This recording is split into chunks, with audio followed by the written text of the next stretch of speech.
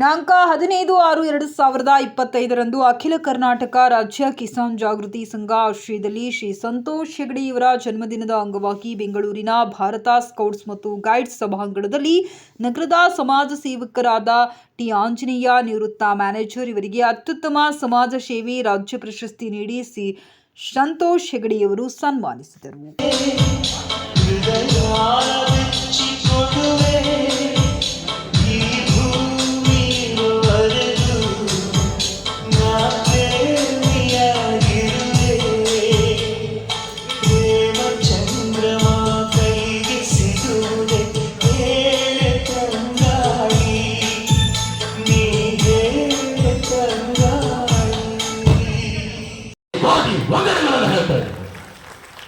ಹಾಗೆ ನಮ್ಮ ಭಾರತಾಂಬೆಯ ಮಾನ ಪ್ರಾಣ ಕಾಪಾಡೋ ನಮ್ಮ ಯೋಧರಿಗೆ ಬರೀ ಒಂದು ಜೋರಾದ ಚಪ್ಪಾಳೆ.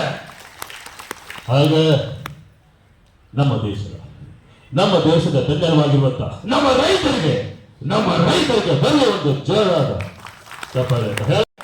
ನಮ್ಮ ದೇಶದ ಸಂಸ್ಕಾರ ಉಳಿಸುವಂತ ಮಕ್ಕಳಾಗಬೇಕು. ನಮ್ಮ ದೇಶದ ಸಂಸ್ಕಾರ ಬೆಳೆಸೋದಕ್ಕೆ ಶಕ್ತಿಗಳಾಗಬೇಕು.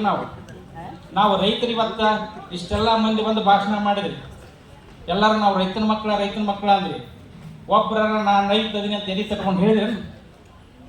ಒಬ್ಬ ಹೇಳಿದ, ಅದು ನಮ್ಮ ಕೋಳಿವಾಡದ ವ್ಯಕ್ತಿ, ನಮ್ಮ ಕಣ್ಣೇರಿ ಮಠದ ಸಂಪರ್ಕದಲ್ಲಿ ವ್ಯಕ್ತಿ ಅದನಂದ್ರೆ ನಾವೇನು ಮಾಡಿದ್ದೇವೆ ಅಂತಂದ್ರೆ, ಒಂದೊಂದು ಮಠಮಾನ್ಯಗಳಿಗೆ ಬರ್ರಿ 1000-2000 ಆಕಳ ಸಾಕಿ ಕರ್ನಾಟಕಕ್ಕೆ ಸಾಲ ಕೊಡುವಂಥ ಶ್ರೀಮಂತ ಮಠಾಧೀಶರಿವಿ ನಾವು. ನೀವು ಬೆಂಗಳೂರಿಗೆ ಯಾರು ತೋರಿಸ್ರಿ ನೋಡೋಣ. ನೀವೇನು ಮಾಡ್ತೀರಿ? ಇಲ್ಲಿ